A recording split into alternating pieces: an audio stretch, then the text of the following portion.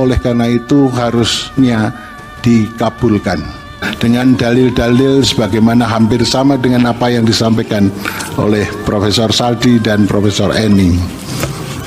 Sekaligus sementara itu saya sampaikan semua dalil-dalil dianggap terbukti berlawanan dengan hukum, oleh karena itu harusnya dikabulkan. Konklusi, Mahkamah Konstitusi semestinya berwenang untuk mengadili, dan eksepsi termohon dan pihak terkait tidak dapat diterima dalam pokok permohonan mengabulkan permohonan memerintahkan untuk dilakukan pemilihan suara ulang di provinsi yang terbukti, Provinsi DKI, Provinsi Jawa Barat, Provinsi Jawa Tengah, Provinsi Jawa Timur, Provinsi Bali, dan Provinsi Sumatera Utara.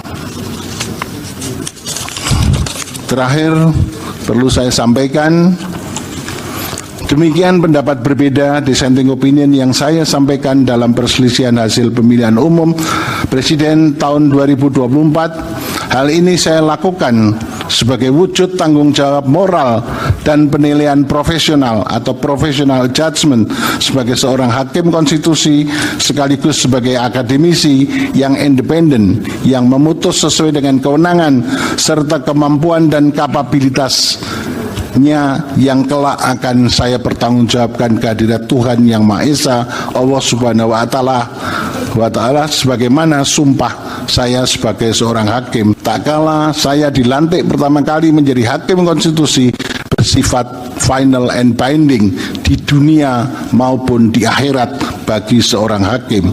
Oleh karenanya, sumpah dan keyakinan hakim menjadi kunci keadilan bagi masyarakat.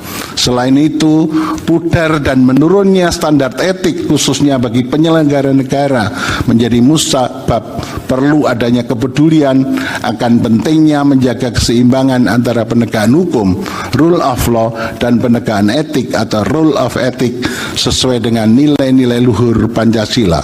Jikalau ini tidak dilakukan, maka akan terjadi tragedi berhukum dan berkonstitusi di negara hukum yang demokratis berdasarkan Pancasila yang dapat menjauhkan kita dari cita-cita menuju negara Indonesia yang hebat, bermartabat, dan unggul dalam segala bidang.